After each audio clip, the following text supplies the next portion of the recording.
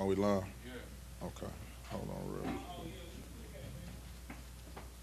Hey, no sweat. Hey, is live? Go over there. All right, slow.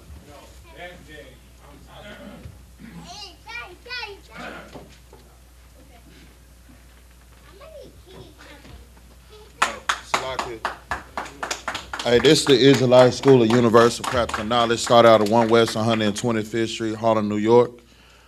Under Commanding General YAHANNA.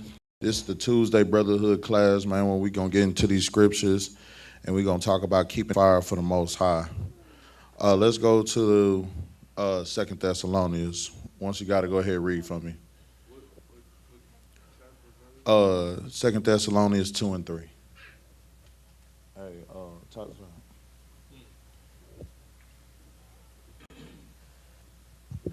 The book of 2 Thessalonians, chapter 2, verse 3. Let no man deceive you by any means, for that day shall not come, except there come a falling away first, and that a man of sin be revealed, the son of perdition. Understand this, man. We are at the time when a man of sin is being revealed.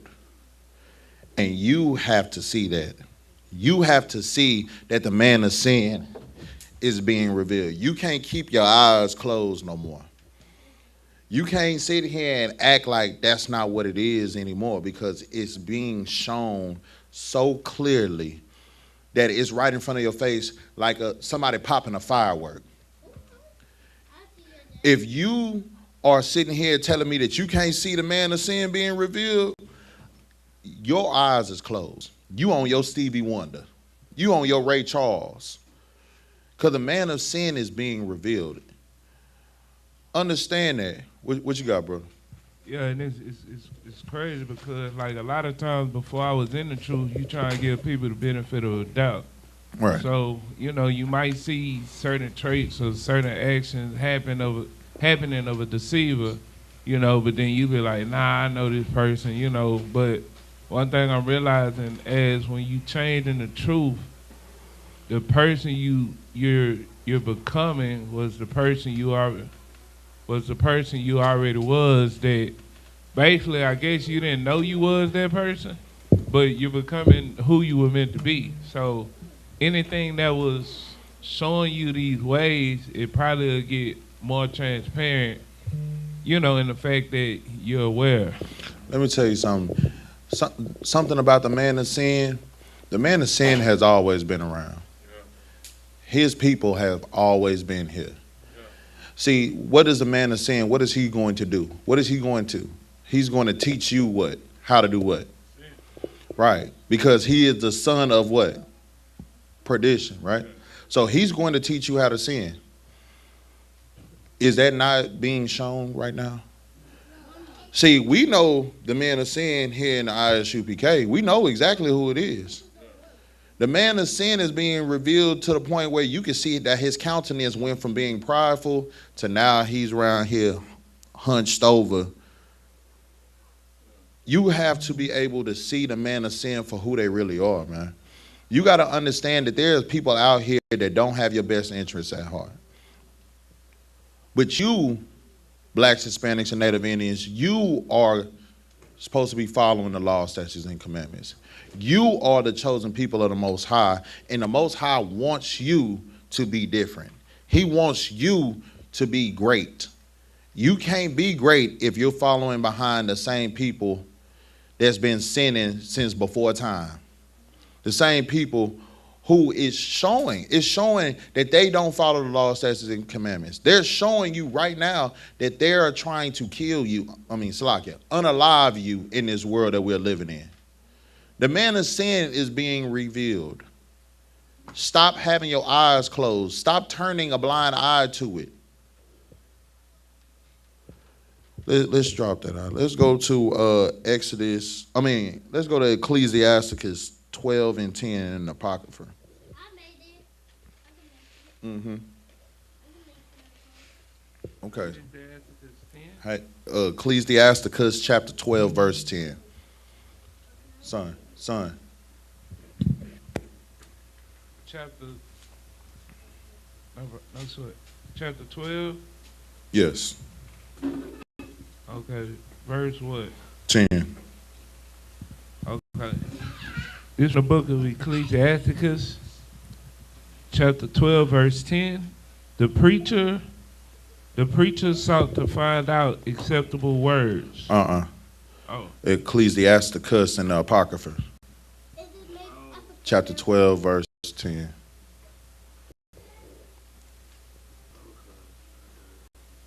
Nah, no sweat. Go ahead and take your time. Okay, we got you. Calling out around calling. Ecclesiasticus, chapter 12, verse 10. Never trust thy enemy. Never do what? Trust thy enemy. Never do what? Trust thy enemy. The Bible is telling you never trust your enemy.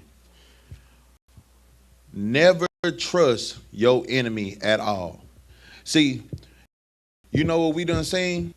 Donald Trump done trusted his enemies. You see what they got us right now. When? Because Donald Trump trusted his friends who turned out to be his enemies. See, blacks, Hispanics, and Native Indians, we need to learn how to start seeing stuff for what it is from afar instead of us having to bump our heads. We done seen all our ancestors trust our enemies to the point where what? We've been destroyed for over 500 years. 400 plus. You understand what I'm saying? The Bible is telling you never trust your enemy.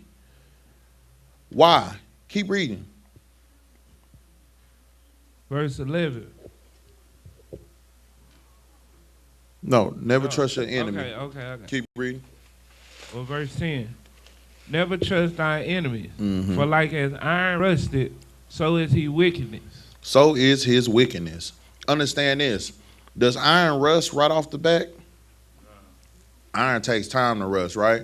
It takes a little time. Once it takes a little time, then it starts rusting and stuff. It done went through some water. That's the same thing like your enemy. See, you got to understand your enemy right off the back that he's your enemy. Your enemy gonna wait.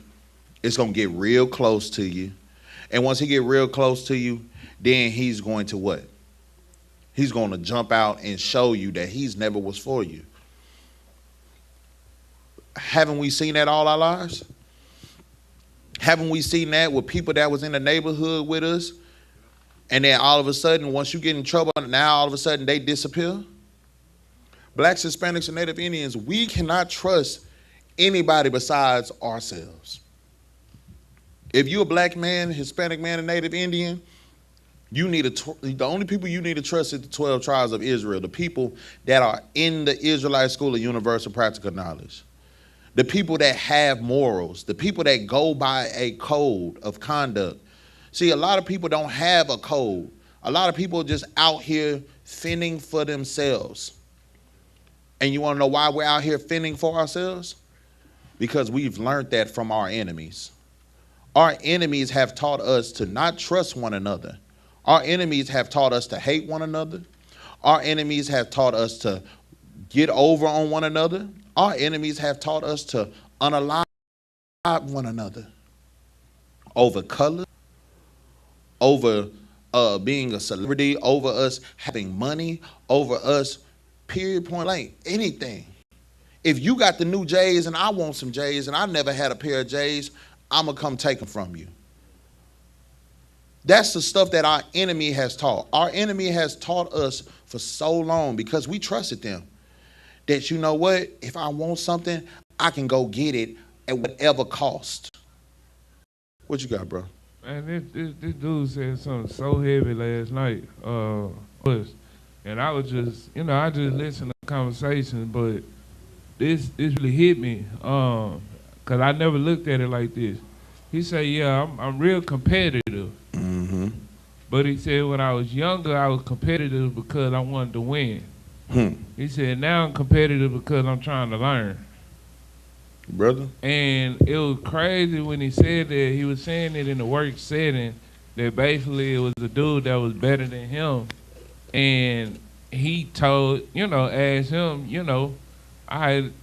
let's have a race, But he really was telling his enemy, basically, show me how you do it so I can perfect it and do it better. Right. But that's actually what the oppressor does on the blind eye and on the slick disc. When you in there and you performing at a high level, they'll bring somebody in there that's willing to work for $3 less or $4 less and say, hey, can you train them? You like, well, I'm training them because you know how to do it good. Right. The next thing you know, you X'd out and he got a cheaper labor cost with the same expertise that you had. Right. He has you training your replacement that's going to work for cheaper. That's what your enemy does. You don't think that happened?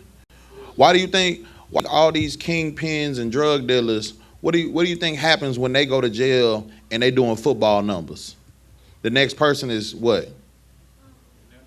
In their place. Your enemy has taught you to sit here and be a crab in a barrel or a crab in a bucket. He has taught you to sit here and hate on one another. He has taught you to go away from your laws, statutes, and commandments. He has taught you to go away from your God when your God had nothing but what? Success in your plan. He said, you know what? In the book of Deuteronomy, the Bible says, if you will hearken diligently unto the voice of the Lord thy God to observe and do all his commandments, which he commanded you this day to do, that you will be blessed. You will be set on high above all nations on the face of the earth. But you want to know who else knew about that? Your enemy. Because your enemy knew about Deuteronomy 28 and 15. When they talk about if you didn't hearken diligently unto the voice of the Lord thy God, then you will be cursed in the cities, cursed in the fields. And you will be what? Sold to your enemies. And you will not remember who you were. Your enemy knew that. So what do you think your enemy did? What did you think he was teaching you all along? He was teaching you to sin against your God. See, that's why in the book of Ecclesiastes, it's telling you never trust thy enemies. Because just like iron rust, like over time, iron rust, so is your enemy. Your enemy is going to show you their true colors over time. And you have to understand that. You have to be aware of those things. You have to look beyond those things, because if you don't, then you are going to trust the same people that are unaliving your people out in these streets. These are the same people that got the Epstein files, right? You're trusting people that are sitting here touching on little kids. That's who you're trusting. That's who you put all your faith in right now. You put all your faith in the Christian church. When the Christian pastors is doing what? Stealing your money, breaking up happy homes, or breaking up homes that should be getting righteous counseling so that way they can get better, and touching on little kids. What you got? Man, I saw today where the pastor told the congregation that they all need to bring their tax, basically their tax refunds, what they actually getting back, so he could actually counsel out who's trying to skip on their tithes. That right there is crazy, brother. The fact that you want me to give you my tax return information so that way you know how much money I should really be giving you. Like, is that what we came down to? This is what trusting your enemy does. Trusting your enemy tells you to bring your taxes, bring your tax returns in here so I can see what your receipts say. Trusting your enemy is where we at. What are you doing? Trusting your enemy has majority of our black brothers, black sisters, Hispanic brothers, Hispanic sisters locked behind cages right now. Locked behind bars doing football numbers, maybe never see the light of day again. Because what? They trusted someone. And they trusted the wrong person. They trusted their enemies. They trusted their oppressor. And their oppressor set them up. And now what? They sitting behind them bars while their oppressor is free. Their oppressor,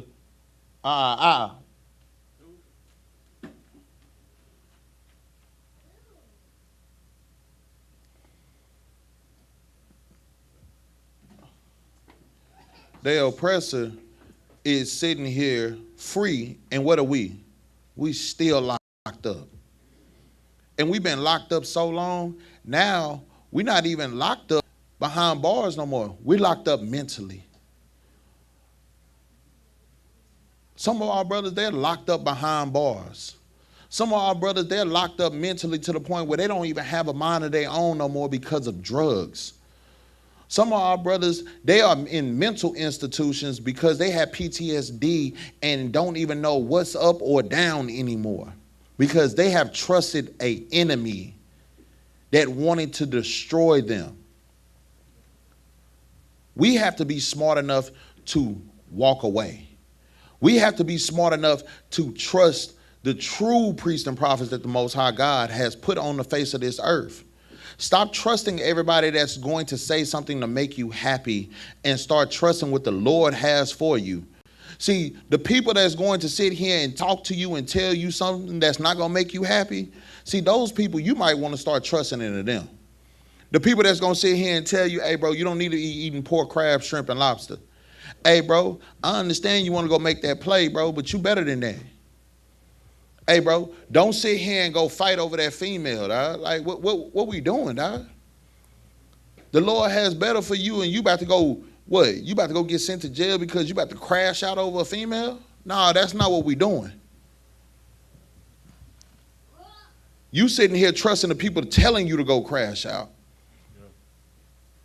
You trusting the people that's telling you that, you know what? I don't understand why you believe in that Bible in the first place. It was written by a white man. That's the people that you're trusting. You're trusting the people that's telling you, and God said, you know, bring all your tithes. But yeah, when things get rough, where are they at? Your pastor riding around in a Bentley or a Cadillac that's candy painted, but you don't even got your lights on at your house because you gave your pastor what? All your money.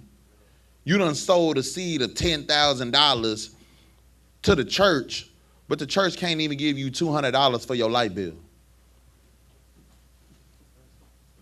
You sitting here giving your kids and your children over to these Catholic churches, and what are these Catholic priests doing? Having their way with your children because you're trusting your enemies. And the Bible is telling you, never trust your enemies. What you got out?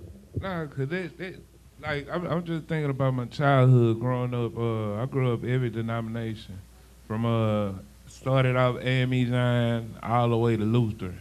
But it just sit different because I was never a group child. Like I never wanted my parents to leave me at Vacation Bible School, or I never wanted them to leave me at the Nutcracker practice or drill team practice, or you know, if my grandfather wasn't there, I'm getting back in the car. You know, my brother and sister, they'll stay.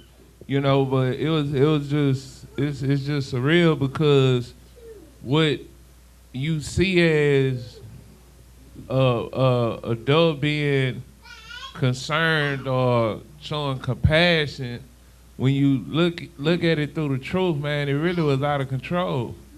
You know, it really was out of control. You know, some of the things you used to see that you didn't even register that it wasn't right.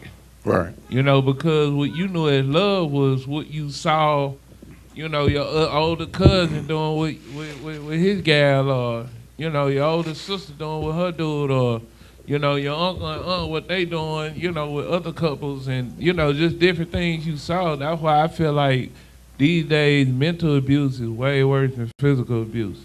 And if, even like CPS, like if they crack down on mental abuse, like if they push the gun on mental abuse as far as how they push it on physical. Like if you tap a child, I mean, your child could be 9 years old, bigger than you, and knock your lights out. As soon as you reprimand them, you got CPS in your life. But I feel like if they cornered everybody, teachers, schools, public figures and everything, and not just parents. You know, I feel like it'll be a crackdown, and I'm speaking more so on the mental abuse, because I feel like it starts in the mind to where you feel like things are acceptable, and then when it leaves from the mind and you let that guard down, then other things start encountering. Okay, so the thing about that is this. You gotta understand, hold on. You gotta understand that mental abuse didn't just start happening. Mental abuse always been around.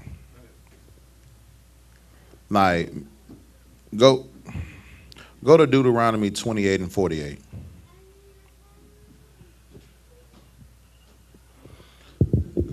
And read what you got once you get there. Yeah, Deuteronomy 28 and 48. The book of Deuteronomy, chapter 28, verse 48. Mm-hmm. Therefore shalt thou serve thy enemies, which the Lord shall send against thee, in hunger and in thirst, Mm-hmm. and in nakedness, and in wants of all things. Mm-hmm. And he shall put a yoke of iron upon thy neck, Mm-hmm. until he have destroyed thee. See, you know, back in slavery, you know, they used to put a yoke of iron around your neck, and they used to put bells on you, right? Because they used to do that for who? Huh? The slaves that were what? Why would you think they would put a yoke of iron around your neck with bells in it? That was for the runners.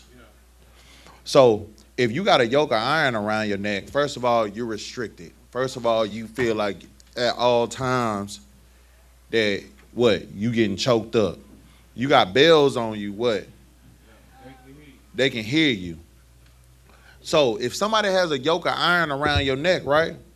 Once they take it off, say for instance, if I had a yoke of iron around your neck for about a week, yoke of iron around your neck with bells on it, what are you gonna do once that yoke of iron is off your neck? Most people that think like that, they're gonna start running, right? Right. Do you know what it really did? It stopped them from running, because mentally they destroyed them. Because they like, you know what? The first time I ran and they found me and they brought me back. So, and then they put this yoke of iron around my neck. Because you're serving your enemy. Yep. So they put that yoke of iron around your neck and put that bell on you, so that way every time you walk, if you walk a certain type of way, if you talk a certain type of way, like you're hearing the bell ring. So now every time that you are moving or anything, you are cautious of that. You like, oh my God, like they put that yoke of iron around blacks, Hispanics, and Native Indians' necks for so long. Now that we are mentally trained, they can take the yoke of iron off. They ain't got to put the chains on us no more, because mentally we're chained up. That's one thing you got to understand, huh? Like mental abuse, it didn't just start now. It's been here. Mental abuse, mentally, they have been messing with blacks, Hispanics, and Native Indians forever. For the longest time. You want to know how? Mentally, what were black people taught to do when they saw a Hispanic? And what was a Hispanic taught to do when they saw a black person? Not like them. Yeah. We're not the same, but we both went through slavery. We both sat here and lost our lands to these Caucasian people. We both had to sit here and figure out what? How to eat, how to sleep, how to walk and talk around these other people. So you got to understand, bro, mentally we've been destroyed because we've trusted the wrong people. And it's time for us to no longer trust these people. That's why the book of Ecclesiasticus is such a strong message. Sit down. In the book of Ecclesiastes, it's telling you never trust thine enemies. There's a reason why you don't need to trust them. Because they're going to lead you astray. They're going to teach you how to do nothing but wrong and make it seem like it's right. If you want to know what to do and if you want to know what to follow, go to the book of Matthew. Go to the book of Matthew, chapter 5, verse 14.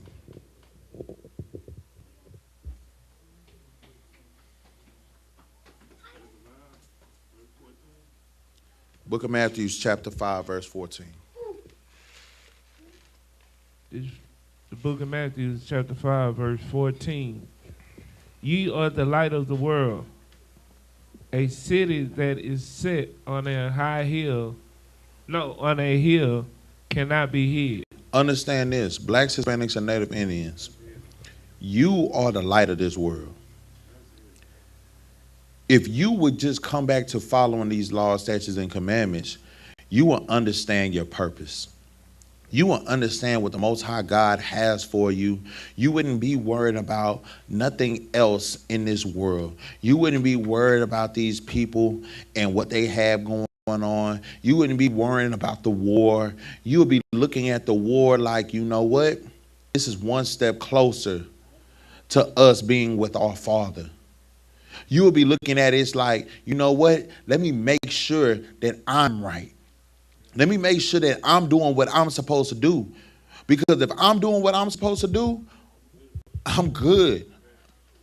But the problem is, because we've trusted our enemies for so long, we don't even know what it is to really follow the laws, statutes, and commandments, because you're trusting these Christian pastors. You're trusting these religious leaders instead of trusting these crazy men that you see on the street corners wearing fringes on their pants with a border of blue. Like, you don't want to trust the priests and prophets of the Most High God, but you should. Because the same way you think that we're the crazy men on the street corners, no, we are the light of this world. We're shining light. We're being the brightness and the light that you see in a place filled with darkness. This world is nothing but darkness. Look at what's going on in this world. You can't tell me this world is full of light. How is this world full of light when you see nothing but what? SA going around, people, everybody being sexually abused. Everybody sitting here on drugs. Talking to themselves. Everybody around here talking to themselves because they are what? Doing the self-medication. Everybody sitting here on PCP. Everybody sitting here on that wet. Everybody sitting here on that K2.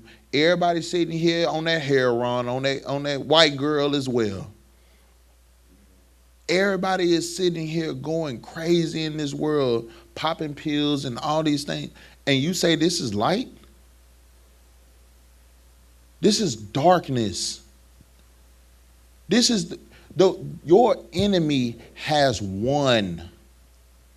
Your enemy has won for so many years, man. And when you see light, it's like being in a dark room for so long. Once you start seeing light, you know what people do when they start seeing light, when they've been in a dark room for so long?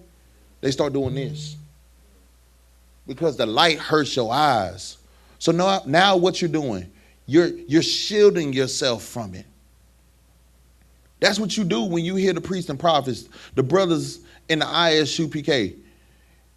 You start shielding yourself from it because you don't want the light to hurt your eyes when you should be walking towards that light. Because that's your Father telling you it's time for you to come out of this darkness.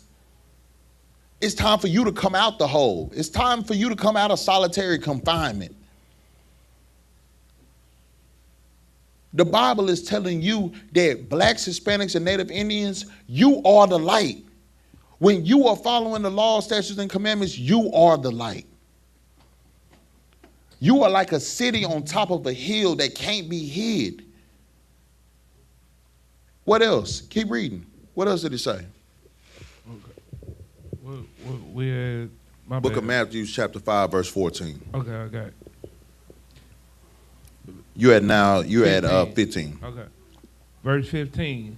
Neither do men light a candle and put it under a bushel, but on a candlestick. Keep going. And it giveth light unto all that are in the house. Understand this, man.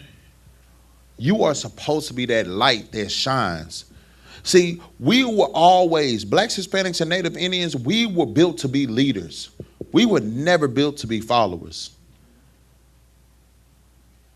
We were built to be at the top, never at the bottom. We are only at the bottom because we don't want to follow our God. We are only at the bottom because we follow and trust our enemies.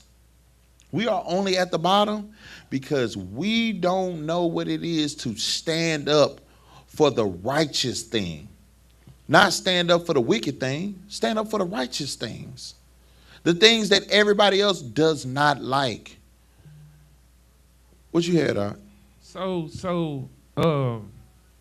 I was watching, I watch class every day from the different cities, but I was watching the one in D.C. My apologies, it was my apologies, I can't remember his name, but he was speaking on, God don't want everybody. Right. And he'll open certain people's ears and certain people's eyes to get them to realize, or for them to hear what needs to be heard. Right. So with me being a trooper in the school, when I read this scripture, it's basically saying wherever I am, I'm a light. That lights up the house, meaning anybody around me, they through my walk, they should be able to tell there's something different about that guy. Exactly. But also on the flip end, some people cover, like you said, cover their eyes. Right. But it might be that one person that actually hear. Right. So it's not okay. Cause see, I need to hear that because sometimes I think it's like it's not a right or wrong place to be an Israelite, or it's not a right or wrong place to actually show your culture. But then I was like, well, if he only talking to a certain few, it's like, how do you know those certain few? So the thing about it is, with you being a light, do you turn off at any time? No. Right. So the thing about it is, you're supposed to shine 24/7. And you shining 24/7, some people are going to shield themselves from you. Some people are going to see you and be like, hey, bro, you shining, my boy. Like, hey, what you on, bro? Man, go ahead, spit some knowledge to me. Let me know. What they used to say, what's today's mathematics? That's the craziest thing that people used to say back in the day. But people see that you shining, and they'll either come to you or they'll shield themselves from you. And that's what you got to understand. Right now, I'm bringing the other side of it. I'm bringing the fact that people want to shield themselves from light. But you are supposed to stay that light 24/7, so that way what?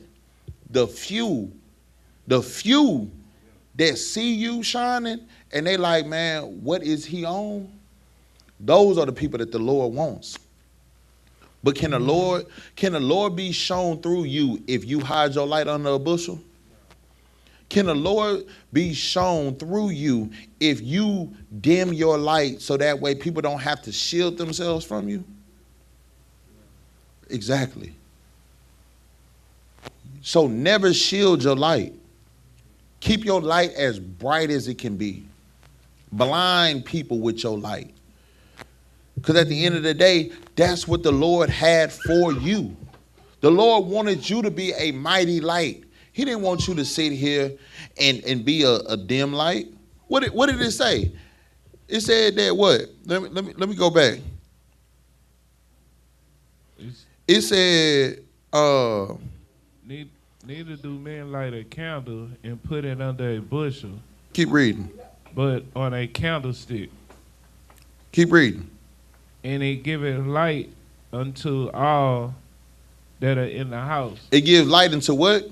all that are in the house. So my thing is this: if I put a candle on a candlestick and it brings light to all that's in the house, is that a dim light or is that a light?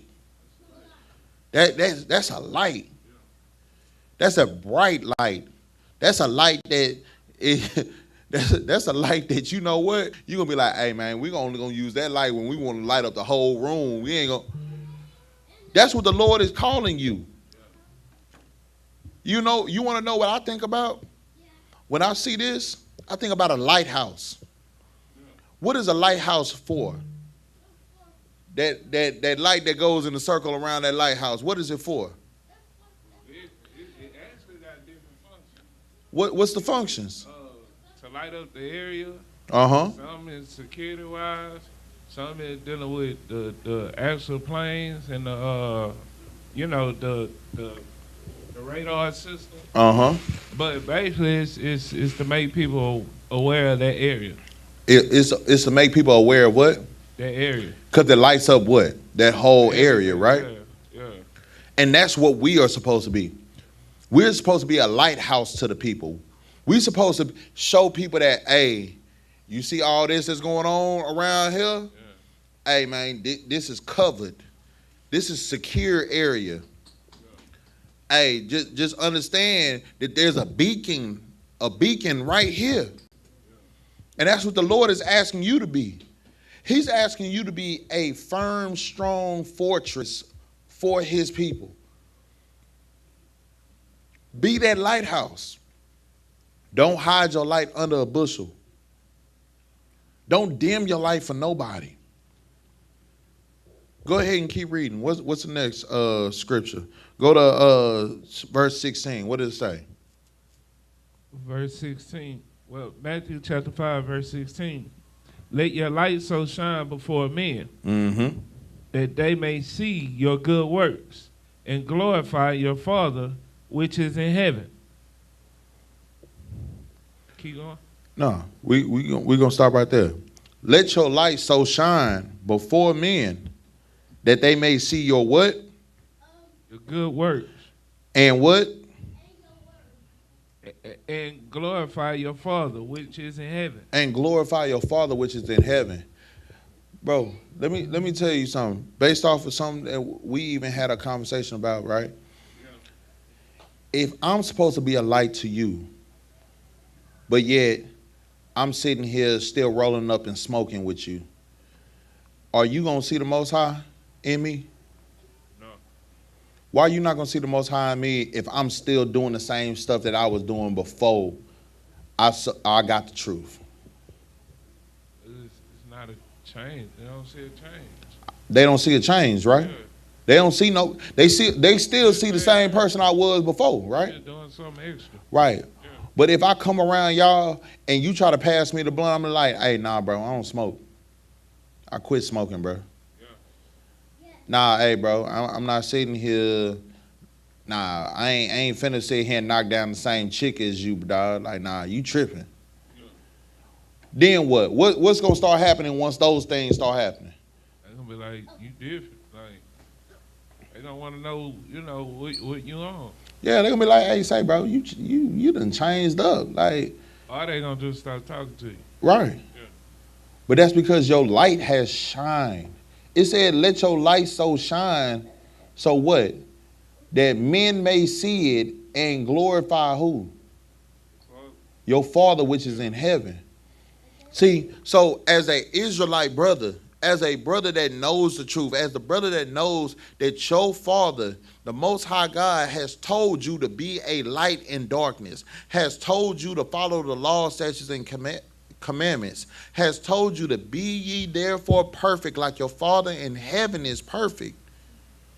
You letting your light shine like that, you know what that's doing? Hey, turn it down. You know what that's doing? That's weeding out the real from the fake. See, real people understand real things. Fake people want to fit in. Fake people want to sit here and not only dwell within the midst of the fakeness, they want people that's going to be okay with them being fake. And they're going to chill around the people that's okay with being fake. Real people going to be like, nah, man, if you ain't going to keep it real with me, we don't even need to talk. Like, don't even come around me if you ain't going to keep it real with me. And that's what we do here in the Israelite School of Universal Practical Knowledge. We keep it real with one another. If I'm tripping, as my brother, I expect for you to tell me, hey, Salakia, hey, bro, I think you tripping, bro. I don't know what's going on with you, but you're not the person that I've known you to be. And I just want to know, bro, are you all right? Like, is everything good with you? Everything smooth with you, bro? If you don't do that, you don't really love me. You don't love nobody but yourself. And that's the difference between being a light or being somebody that's in darkness. What you got up? And that hit heavy, man, because like if you don't keep that mindset, you gotta keep that mindset in here. You gotta keep that mindset at work. You gotta keep that mindset when you just here and there, because the majority of people they switch up, you know, due to the environment of the room, you know. And that's one thing I realized at work. You know, I already been good being a loner, but it's just like if you don't have that mentality, as far as, you know, everybody's not gonna, cause I don't even like to sound real, but everybody's not gonna be me, you know. So with that being said, just I don't know how to put it, like just being around the oppressor and being around the people that are whitewashed, that's not ever gonna see the light, that's not ever gonna even want to hear the truth, you know, is obvious, you know. But when it becomes obvious, it becomes easier to handle because I'm in the truth versus me getting upset and irate and aggressive and feeling like I have to not necessarily prove myself, but staying firm in who I am. Mm-hmm. It's kind of like now being in the truth, and especially having my name, it's like you're held to a whole different standard by the Most High. Yeah. So it's like in being held to this standard by the Most High, is no standard that man on earth can hold me to that's not manageable. That's not. It's not. It's light work. When you got that oil poured on your head, when you took that oath, when you sat here and you said your name 3 times on that prayer, you sat here and told the Lord, look at me. I'm your son. I'm not that person I used to be. I'm your son. And I'm giving that oath to be that new creature. You told your father, look at me. You told the angels, the messengers, start writing down everything that I do. Because everything that I'm doing right now is going to be the report that you send up to my father. That's what you signed up for. So the scripture where it's telling you to be a light and don't hide it under a bushel, because you being a light is what men are going to see. To not only show that you're a changed person, but they're supposed to see what? Their father through you. Yeah. You can't do that if you lukewarm. Yeah. You can't do that if you dim yourself because you don't want certain people to see you. You can only be who you are supposed to be if you shine so bright that it blind people. That's what you are. That's who you are. And that's at work. That's at home. That's when you walking down the street. That's all day, every day. And that's who you are supposed to be. And that's what you fight for every single day. Because you know what we deal with? We deal with our oppressors, dog. And you know what our oppressors want us to be? Our oppressors want us to be dumb. Our oppressors want us to not know who our God is. You want to know why? Understand this. Your oppressor reads this Bible probably more than you read the Bible. Because they're looking for ways to destroy blacks, Hispanics, and Native Indians. If you don't think that what I'm saying is true, I can show you in the Bible that your oppressor does it. Go to Hosea 4 and 6. Your oppressor has read this Bible so much, and you could tell by how they have taught us and trained us and beat us and unmercifully harassed us and unalived us in the streets, that they've read this Bible cover to cover multiple times so they knew how to destroy us. What does the Bible say? In the book of Hosea, chapter 4, verse 6. Mm-hmm. My people are destroyed for lack of knowledge. My what? My people are destroyed for lack of knowledge. Keep reading. Because thou hast rejected knowledge, I will also reject thee, that thou shalt be no priest to me.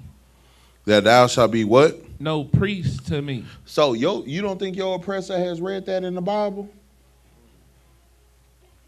You don't think that they're using that against you? It says that what? My people are destroyed from a lack of knowledge. So what do you think your oppressor did when he read that? When it said, my people are destroyed from a lack of knowledge, because thou hast rejected knowledge, I will reject thee, and thou shalt be no priest to me. Seeing that thou hast forgotten the laws of thy God, I also have forgotten thy children. What do you think your oppressor did when they saw Hosea 4 and 6? What do you think that they saw in their mind? What do you think they told themselves to do? If I make them what?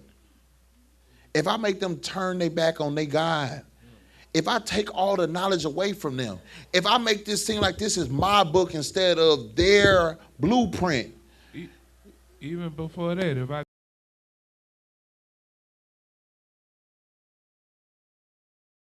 if I sit here and take pages out of the book, then I can destroy them because they have a lack of knowledge.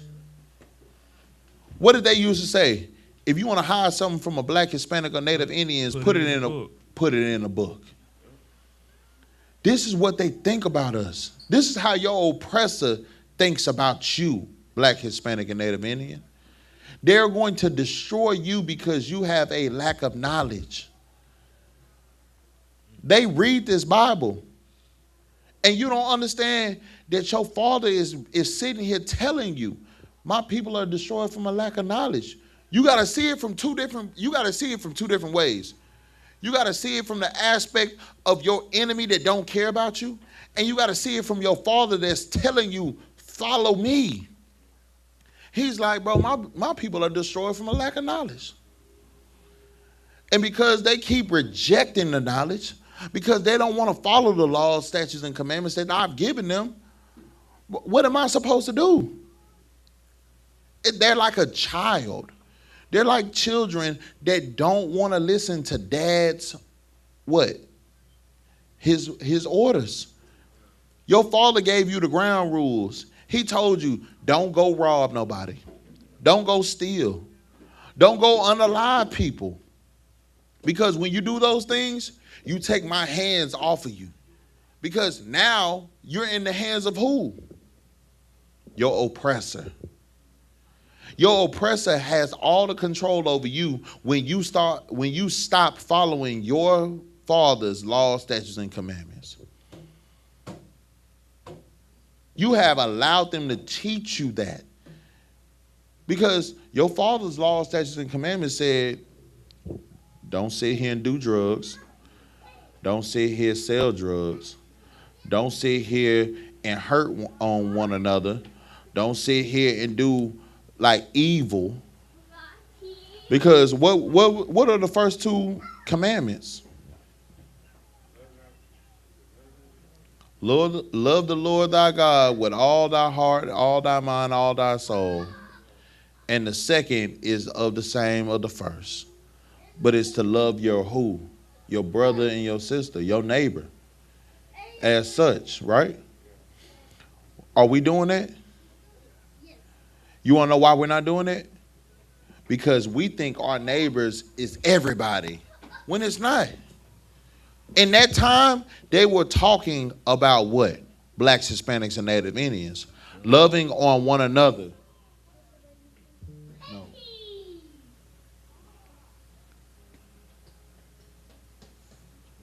But we have been so destroyed from a lack of knowledge, we don't care to love one another.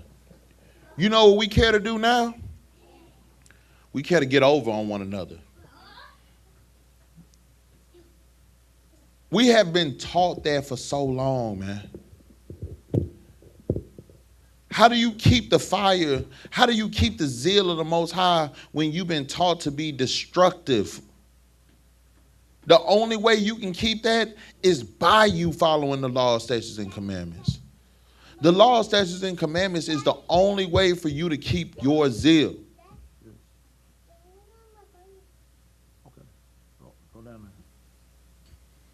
That's the only way for you to keep your zeal, is for you to follow the law, statutes, and commandments. For you to sit here and do what your God, your Father, has taught you to do. So understand, when it says my people are destroyed from a lack of knowledge, it's not because we're not smart enough to obtain it. It's because we don't look for it. We are so caught up in doing what these oppressors have taught us to do, we don't even look for the knowledge no more. We don't even seek it out no more. And now we're destroyed because of it. Because we are choosing not to be priests of the Lord no more. You know what we're choosing to be? YNs. You know what we're choosing to be? Corner boys. You know what we're choosing to be? Kingpins and drug dealers.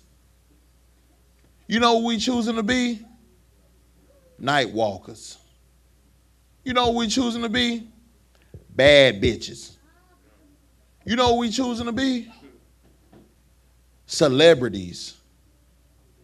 When the Lord sat here and told us that you are what? A royal priesthood, a chosen generation.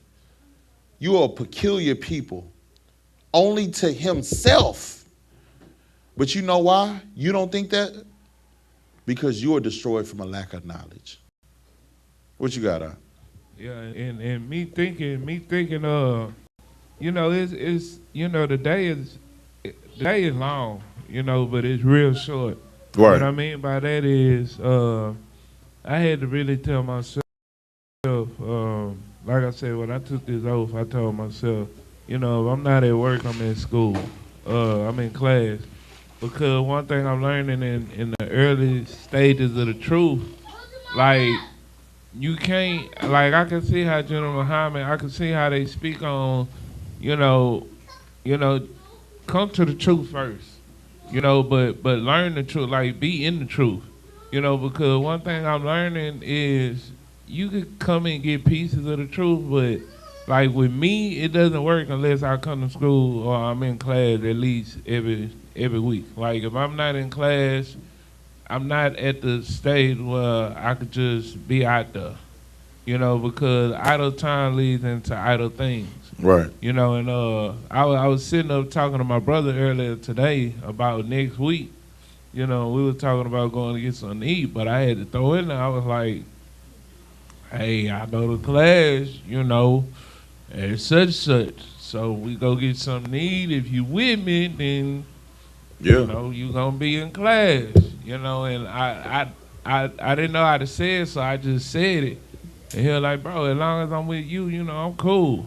You know, and that really touched my heart for him to even hear me even say anything about class, because at first it wasn't even being heard about, but now he's seeing that this is a part of me, and it's gonna be a part of me like every day, you know, like, you know, but I'm guess basically what I'm saying, when you speak about what position you want to be as a man, you know, if you serving God, You know, it don't work out when you try and be a D-boy or you try and be that dude on the block or you at the corner store, you know, and engage. Because, see, I ain't gonna lie, like, just to be real, you know, when you have 1 foot in, 1 foot out, you cut on and cut off. That's why I spoke on what I spoke on. Yeah. But then when you cut back on, it's a certain level of conviction because you knew and you know, you graded on actually what you doing out here.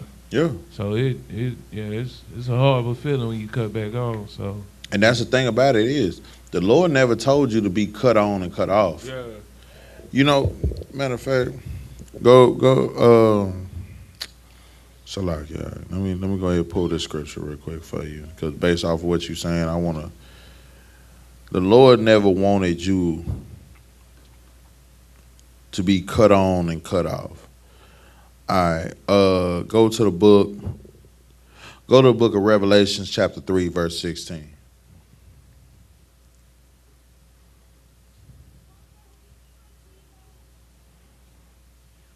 Revelations 3 and 16.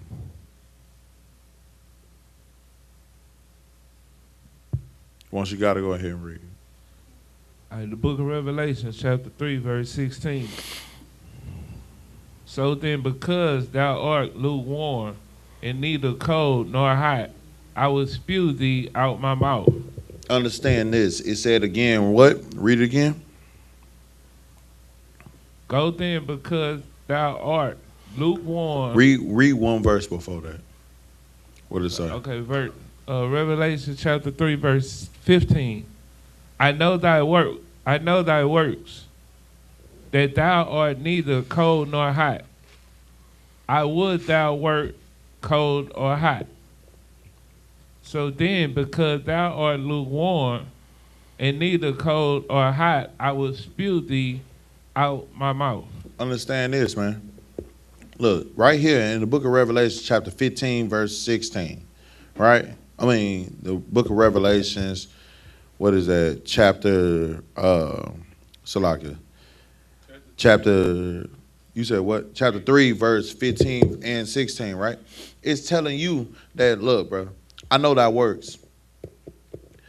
So the Lord is telling you, hey, look, man, I'd rather you either be all the way cold or all the way hot for me. Don't be in the middle. Don't look for no gray area. It's black or white. And you want to know something? The Lord doesn't want you to be gray. He don't want you to turn that switch on and off. He wants you to be all the way hot or all the way cold. Why do you think the Bible talks about you can't serve two masters? Because you're going to love one and you're going to hate the other. You're going to choose one and you're going to shun the other. You can't drink of the cup of what? You can't drink of the cup of devils and of the Most High God. You cannot be lukewarm in this truth. It's either you set a blaze on fire for the Lord or you all the way icebox where your heart used to be for the Lord. So you have to choose. When you took that oath, you know what you chose to do? You chose to be a ball of fire for the Lord. You chose to be a son. You chose to be a son for the Lord. And that's what he wants. You chose knowledge when you took that oath. You chose to be a different person when you took that oath. And that's what all of us did. That's what all the brothers and sisters here in the Israelite School of Universal Practical Knowledge, that's what we chose. We chose to put ourselves last. I don't care about putting myself first. You want to know why? Because when I took that oath, I killed my selfishness. Anything that I wanted to do first is no longer matters. Don't nobody care about me and what I want to do and how I want to live and what I want to do and I, me. Brother, let me tell you something. Your kinfolk know that.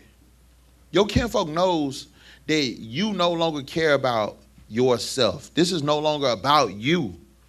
It's about the Most High God. And that's why he sat here and said, you know what?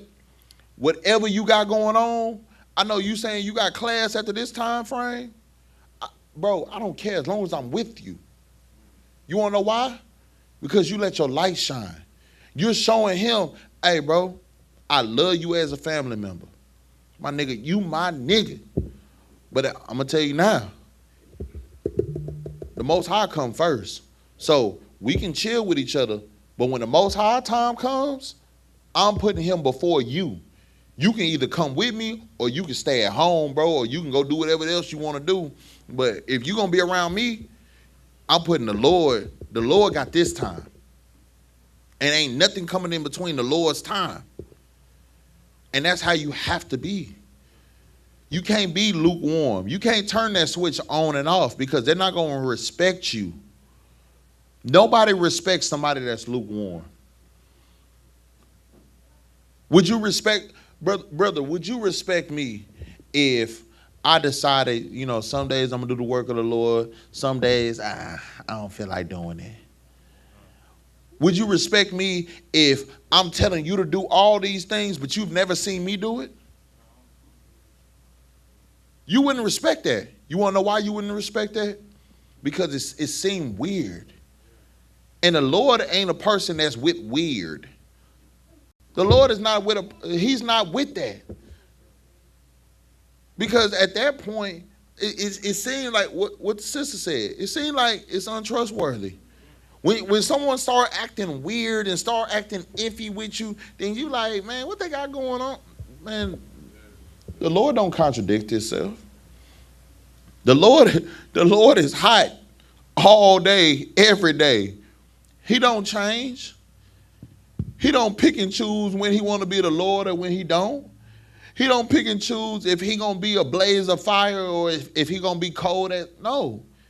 I'm a blaze of fire, and those that want to be around me going to become blazes of fire as well. That's who your Father is. So you can't be lukewarm. You can't be somewhat hot but somewhat cold. You can't straddle the fence with the Lord. Because the Lord he's going to see you straddling that fence, and you know what he's going to do? He's going to say, hey, bring him here. Hey, say, fam, look, hey, you ain't no, we don't do that straddling the fence. So choose ye this day who you will serve. It's either the Lord or yourself. So choose. And that's what we got to understand, bro. What we got to understand is we need to do this. Go to the book of Matthew chapter 6, verse 33. Mm-hmm.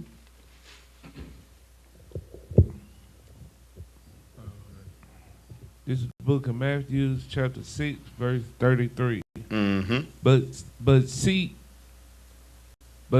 ye first the kingdom of God. Do what?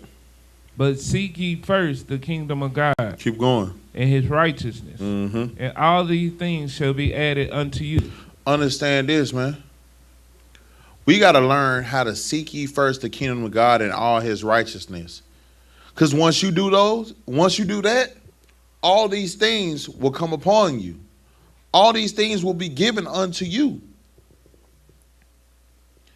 If you're not sitting here being lukewarm, if you're not sitting here doing what you want to do for selfishness, and you really seek first the kingdom of God and doing all these things that he said for you to do, then all these things will come upon you. What's up? What you got? You know what else I noticed too, man? When you really rocking with the Lord, you know, a lot of ailments or a lot of things that they say you have to have medicine for, it really go away. Like a lot of fears, a lot of anxieties, a lot of thoughts about what's next or tomorrow, or it's just a lot of things you don't even think about no more.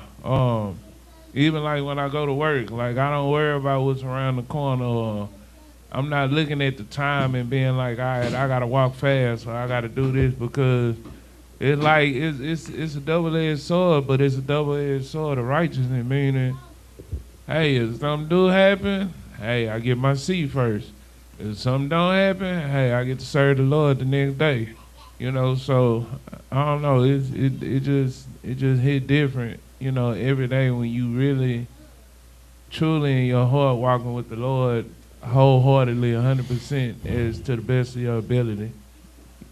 What you got, sis? Grab the mic, turn it on.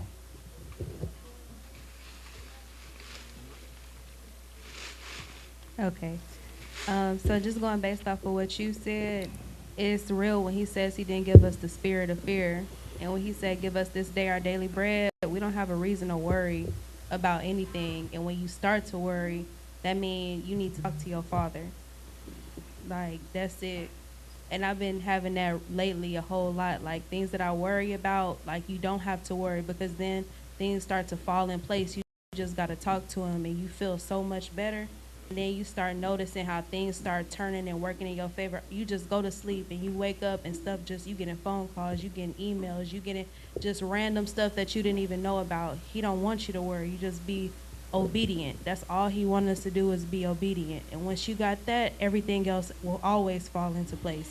But as soon as you stop doing what he told you to do, that's when stuff start falling apart, because you looking everywhere but where you supposed to. The thing about it is, this is how you got to look at it. You're on a tightrope. It's just like the Bible story. Jesus is on the water, and he told him, come on, walk to me. Don't look nowhere else. Walk to me. That's like you being on a tightrope, and you got to walk that tightrope, and you have all your balance in the world because you're focused on the goal. That's why when the Bible is telling you to seek first the kingdom of heaven, it's telling you, come here. Come here, my child. Don't sit here. Hey, brother, I'll start that. It's telling you, hey, look here. Look at me. Don't look nowhere else. Look here. And when you look here, then everything is good. Because that's where you were supposed to go, right? But when you start looking everywhere else, then what happens? You start falling. You get off track. When it says, seek ye first the kingdom of heaven, and all these things will come upon thee, all these things will be added unto you, it's letting you know, if you trust me, if you sit here and come follow my laws, statutes, and commandments, if you come over here and do what you were supposed to do, then you know what? All these things will change for you. Like you said, brother, all these things will change for you.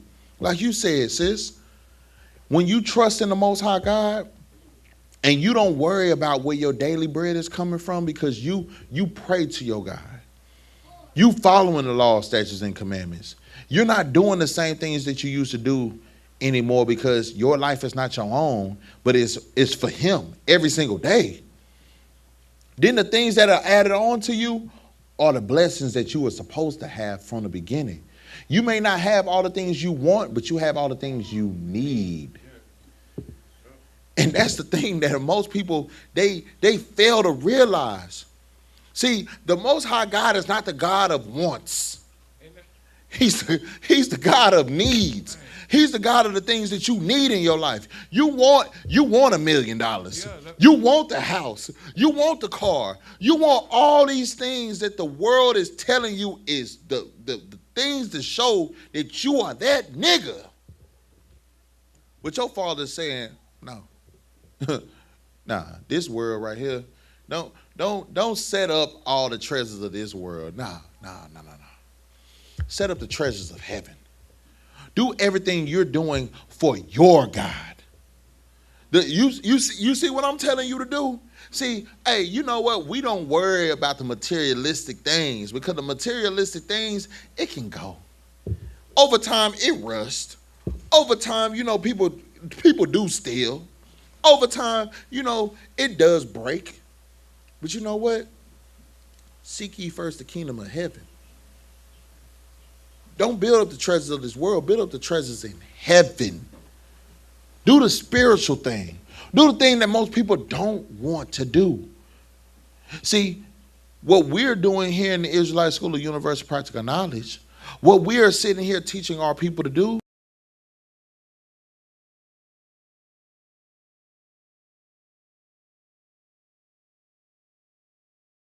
everything that you're doing, don't look for a quick return.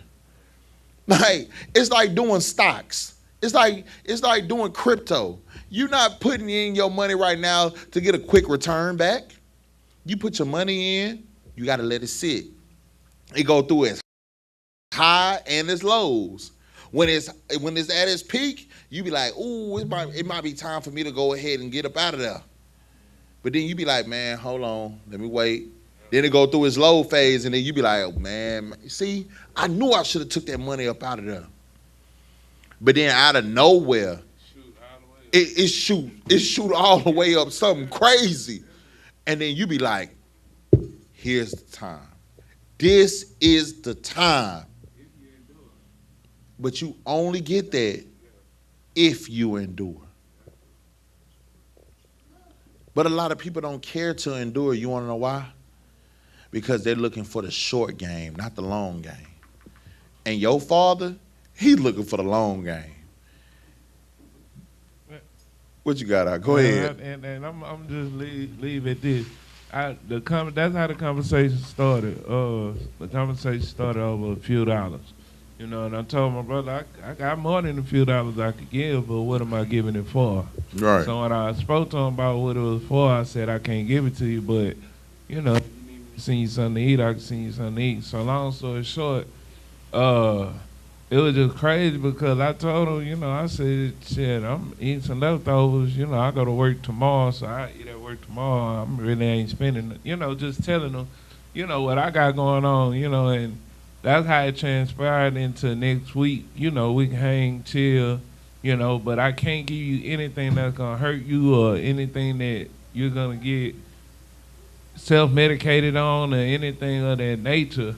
But that was my first time actually having one of those type of conversations of even caring about, you know, what he was going to use the money for. But I could tell, you know, because you haven't talked to me. So it turned into him saying, what's your schedule? You know, so I know when to talk. Because I told him, don't call me just, you know, when you need something, call me because, you know, I'm your brother. You know, you want to talk. You know, right. This, did that, another. So it was just, when you were saying about the wants, you know, we always stay backwards. Well, back in that life, I just think about it, I stayed in limbo because of my wants, you know, and not necessarily my needs. Right. Yeah. And that's the biggest problem. That's the biggest thing when it comes down to blacks, Hispanics, and Native Indians.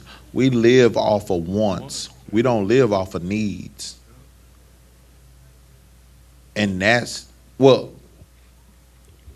biggest problem. Because my thing is this. I can want. We can go. I'm gonna go down to the smallest little things, right? I can want Chili's tonight to eat, but do I need Chili's? Do I need to go spend money? Exactly, brother. Like, why would I go to Chili's when I got a brother like Tazadak? Like, you know, my wants is go to Chili's. But the things that I need to do is I need to save my money because at the end of the day, there's more things that's going over. There's more things that's going on. Oh, I'm about to go spend $60, $70 to feed my whole family at Chili's, but I ain't pay my Passover fees. Why not save the money so that way I can pay my Passover fees? Shoot, my family got food at the house. We got food. It ain't the thing that we ain't got food. It's the fact that. But what we need to do is what? Save money. What we need to do is what? Do the righteous things. We got to understand that we don't need to go off of our wants. We need to just worry about what the Lord gives us, because that's what we really need. And the only way you're going to start thinking about those type of things is when you seek ye first the kingdom of heaven and all its righteousness. When you start seek ye first the kingdom of heaven and all its righteousness, then all these things will be added onto you. Then all these things will be given unto you. The needs, not the wants. Hey, brother, let's drop that. Let's go to Proverbs 16:3.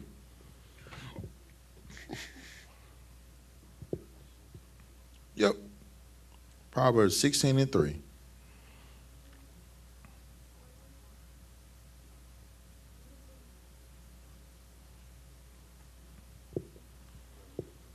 This is right on topic right here. Because this is what we got to learn how to do. We got to stop worrying about ourselves and start being a selfless person. Go ahead and go. Okay, the book of Proverbs, chapter 16, verse 3. Mm-hmm. Commit thy works unto the Lord, and thy thoughts shall be established. What? Commit thy works unto the Lord. Read it real slow, brother. Just commit thy works unto the Lord. Keep reading. And thy thoughts shall be established. Understand this, man. This is something that we got to learn how to do. See, we've learned how to do everything wrong according to the Lord. We've learned how to sit here and what? Sell drugs, do drugs. We've learned how to sit here and be selfish. We've learned how to sit here and do the opposite of what our Father wanted us to do. Now we got to learn how to what? Seek ye first the kingdom of heaven and commit thy works unto who? The Lord. And what happened? Keep reading. And thy thoughts shall be established. And your thoughts should be established. See, brother, do you think about smoking anymore now that you done gave that oath to the Lord? When you chose to do this walk for the Most High God, did you even care about smoking anymore? Did you care about doing the things that were selfish anymore? Did you care about you and what you wanted to do and how you wanted to live and how you wanted to strive when you decided to do the work of the Lord? Because your what? Your thoughts were what? Established in doing the works of who? The Most High. What you got? And when you do that, like, you start thinking about everything. Like, I want to be in position to be able to help my brother in any situation, you know? So when you doing those things, even from the smallest thing, like, you might look at smoking, but that leads to other stuff. That's why, like, you know, I even told my brother, I said, I ain't even been to the store, I got me a beer, you know, because, like my thoughts are totally on different things. Like, I'm thinking about Passover. I'm thinking about, you know, what work we got to do. You know, I was talking about with you, you know, just with the men above, period. You know, when can I be available? And when you start really thinking about the work of the Lord, you don't even have time to do that other type of stuff or even think about it. It don't even come in your mind. Like, it's not even I don't know. I don't even think about it. I don't even think about it. Because you don't have an idle mind anymore. Yeah. See, when you start thinking about the Most High God, and you start thinking about His works, and you start thinking about the things that you were supposed to do, and how you were supposed to be, and how you were supposed to live and talk and do all these things that you have. It goes through your mind to the point where you like, bro, I've been slacking for too long. I don't have enough time to sit here and have an idle mind. Because I've been idle long enough. I'm behind the ball. I'm behind the curve. And I gotta catch up because it's so much stuff that I should have been doing for so long that I haven't. And it, Go ahead. it's draining being in that type of cycle. Like it's, I don't know. I feel like, I don't know. I feel better. Like I'm dropping weight. Like it's crazy. I'm seeing me, like the person I saw way back in Galv, like high school me, you know. And I like the sight. I like the feeling. I like, you know, how I think, how I move, and it shows you how tired, like, man, that old life was just tiring, bro. It was just a constant battle and figuring out how I'm gonna do this tomorrow, you know. And when you ain't thinking about tomorrow in that aspect, it's a beautiful thing. Yeah. Bro, you gotta understand. It's so much. It's so much that you think about.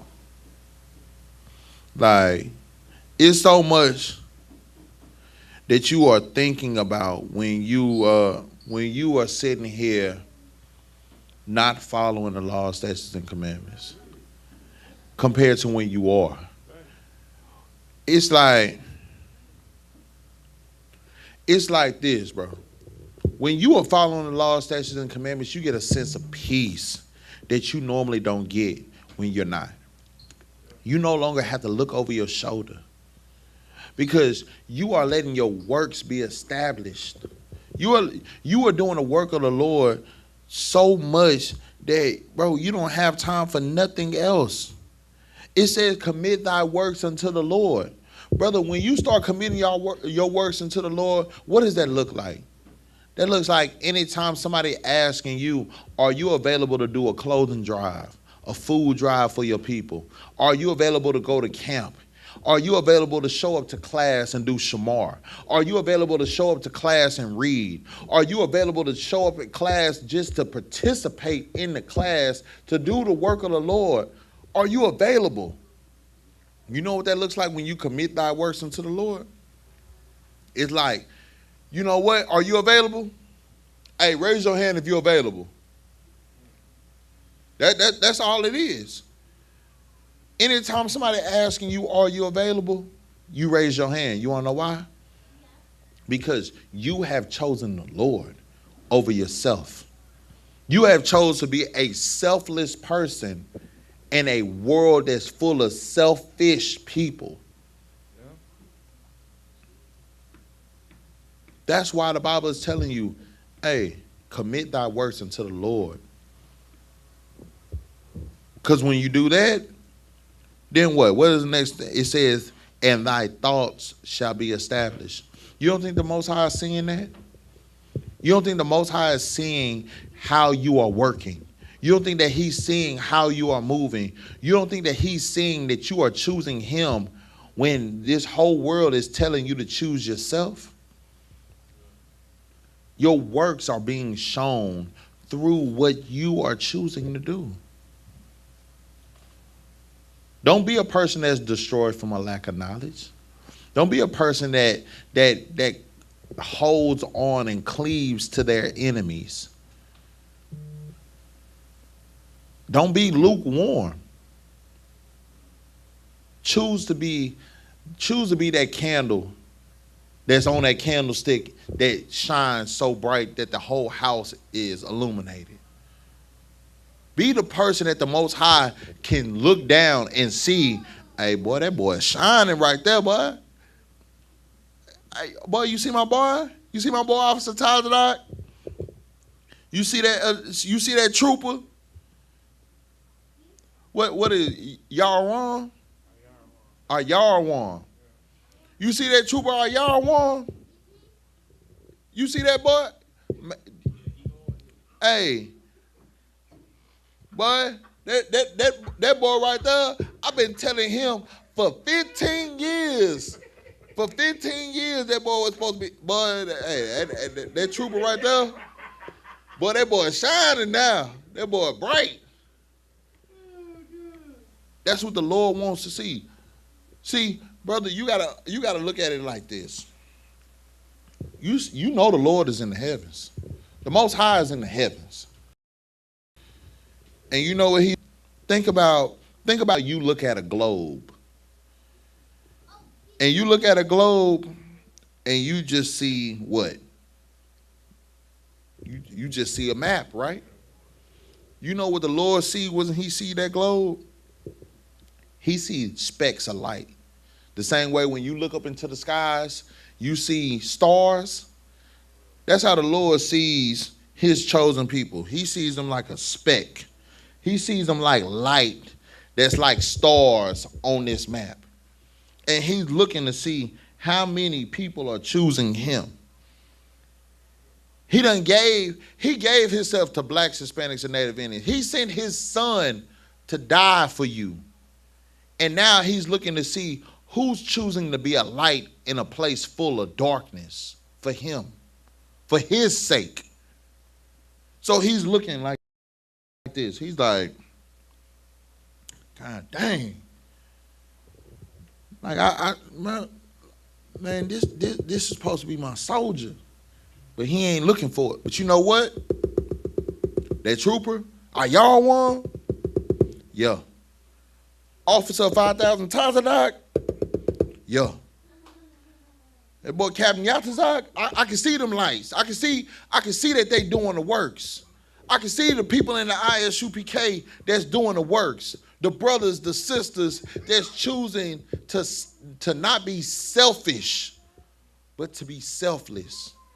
To not hold on to grudges, but to forgive because they wanted to be forgiven. Because they know that they haven't been perfect. The same way that you want to hold on to that grudge is the same way the Lord's like, hey, if you hold on to that grudge, then I got to hold on to the grudge of 1985 when you were sitting around here and you sold that A-ball to such and such. So are we holding on to grudges or are we loving our neighbors as ourselves? Or are you going to forgive because you want to be forgiven, or are you going to hold on to it? Understand that your works and the way that you move and the way that you treat others, it is going to be established. You got to commit your works unto the Lord. That means you have to learn how to forgive. You have to learn how to move. You have to learn how not to be lukewarm, but a blazing fire for the Lord at all times. Because if you don't, then you're telling the Lord, treat me like how I'm treating you.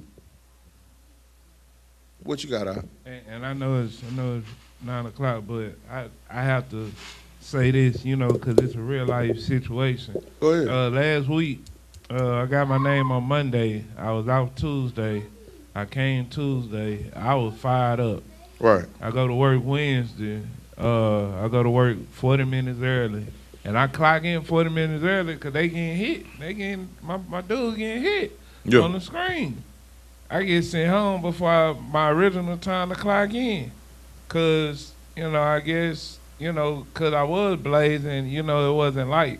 And it was spoken about that I literally picked up my phone and set it over here. So basically, I got sent home, but I didn't even get mad. I came to class straight from work. Officer Galv was teaching. And I just left it alone because I know I didn't do nothing wrong. Like, it was dry. But if I would have looked at it,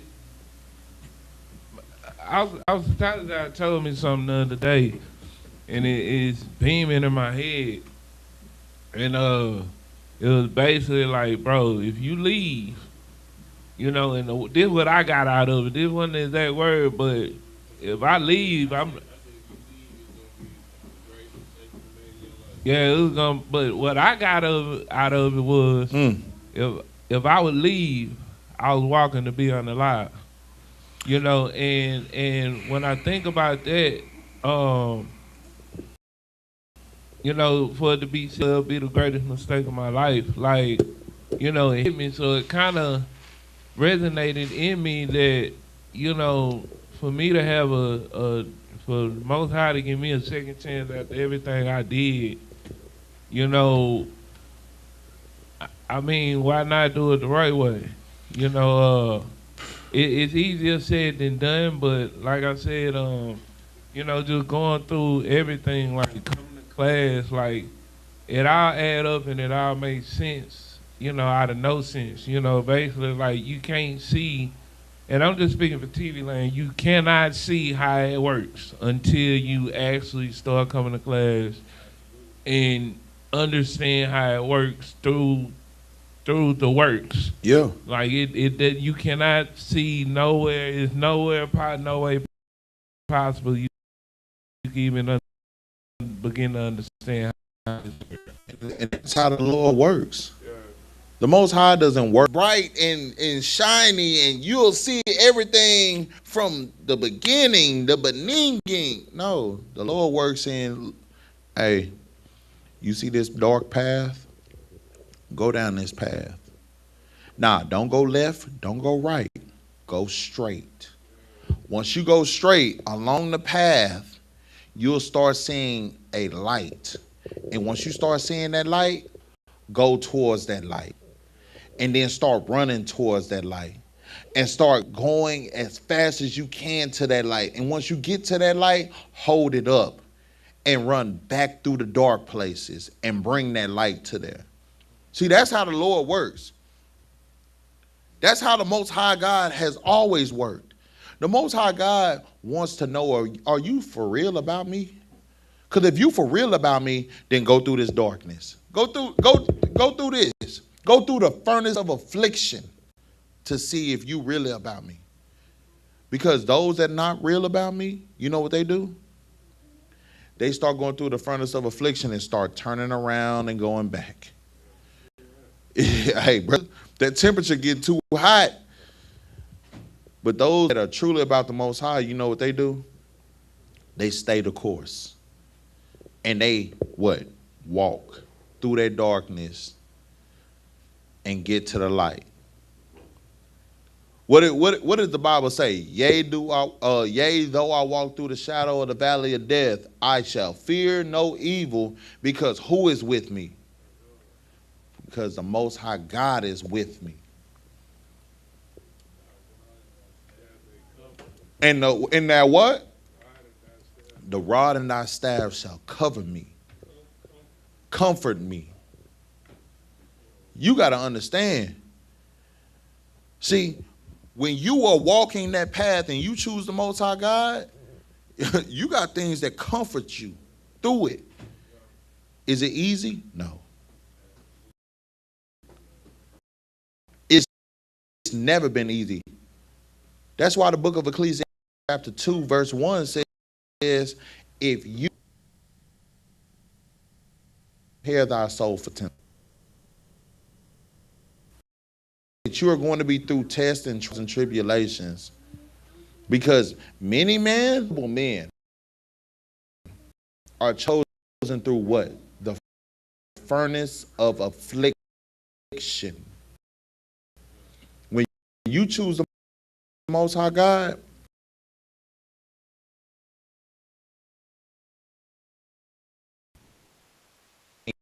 you're going to have to be the light when everybody else are being the light, because that's your job. Your light for nobody. Let your light shine so that way it can illuminate the whole entire house and keep that light until the day you die.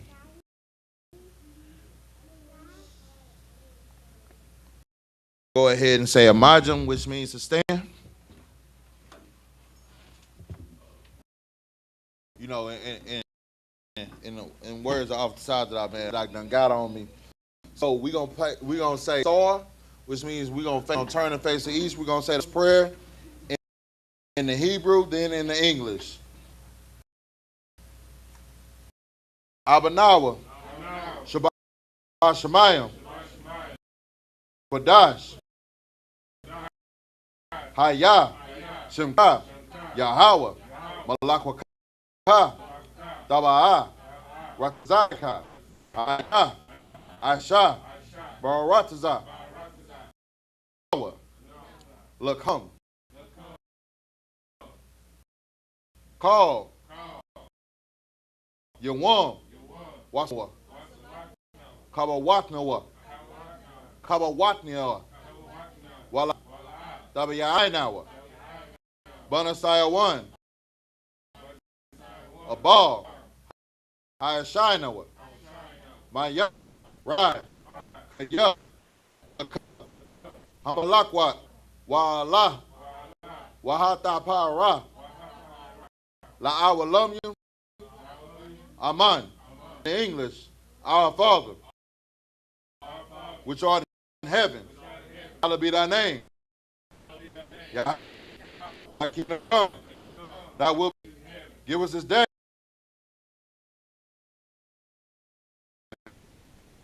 Debtors. And lead us not into temptation, but deliver us from evil. For the kingdom and the power and the glory. Star, which means face to front. Men of Israel, we're going to give a courtesy salute to sisters. Men of Israel, Majah, Shabbat, Majah, Barak, Yahweh, Ba'ashim, Yahweh, Shah, brother.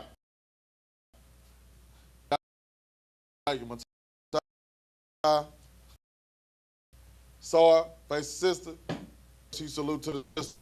Men of Israel, Majah, Shabbat, Majah, Barak, Yahweh, Shah, Ba'ashim, Shah. Yahweh, class dismissed.